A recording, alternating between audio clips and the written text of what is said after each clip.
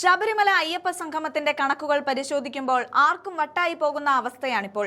മന്ത്രി ഒരു കണക്ക് പറയുന്നു, ദേവസ്വം ബോർഡ് മുൻ പ്രസിഡന്റ് മറ്റൊരു കണക്ക് പറയുന്നു, ഹൈക്കോടതിയിൽ നൽകിയ ഓഡിറ്റ് റിപ്പോർട്ടിലാകട്ടെ ഇതൊന്നുമല്ലാത്ത വേറൊരു കണക്ക് പറയുന്നു. ചുരുക്കത്തിൽ പറഞ്ഞാൽ അയ്യപ്പ സംഗമത്തിന്റെ കണക്കുകൾ എത്ര കൂട്ടിക്കിഴിച്ചാലും ഇപ്പോൾ ടാലിയാകുന്നില്ല. ഈ സംഗമത്തിന്റെ ഭാഗമായി നടന്ന കലാപരിപാടികൾക്ക് എത്ര രൂപ ചെലവായി എന്നാണ് നിങ്ങൾ കരുതുന്നത്?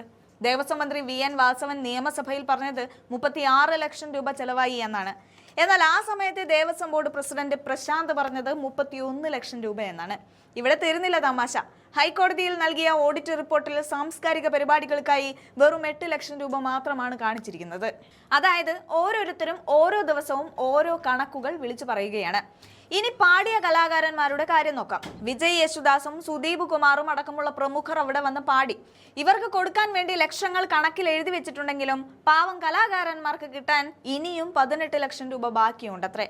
ഇതിനിടയിലാണ് നന്ദഗോവിന്ദം ഭജൻസ് എന്ന പേരിൽ നടന്ന മറ്റൊരു അട്ടിമറി. 8 ലക്ഷം രൂപ അവർക്ക് നൽകി എന്ന് ഓഡിറ്റ് റിപ്പോർട്ടിൽ എഴുതി വെച്ചു. എന്നാൽ സംഭവം വിവാദമായപ്പോൾ ബോർഡ് പറയുന്നത് അത് എഴുതിയത് തെറ്റിപ്പോയതാണ് എന്നാണ്. ഇഷാൻ ദേവിനാണ് ആ പണം കൊടുത്തത് എന്നാണ്. പക്ഷേ മന്ത്രിസഭയിൽ പറഞ്ഞതാകട്ടെ ഇഷാൻ ദേവിന് 4 ലക്ഷമേ നൽകിയിട്ടുള്ളൂ എന്നും. ഈ പറഞ്ഞതിലൊക്കെ എന്തെങ്കിലും പൊരുത്തക്കേടുണ്ടോ എന്ന് നിങ്ങൾ തന്നെ ചിന്തിച്ചു നോക്കൂ. അതുപോലെ ഇതിലും വലിയ അഴിമതി നടന്നിരിക്കുന്നത് കരാറുകൾ നൽകിയതിലാണ്.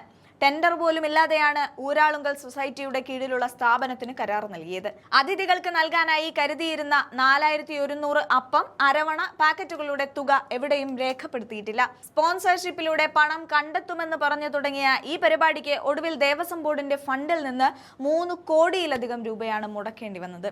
GST വെട്ടിപ്പും ബില്ലുകളും പൊരുത്തക്കേടുകളും ഇപ്പോൾ ഹൈക്കോടതിയുടെ മുന്നിലെത്തിയിരിക്കുകയാണ്.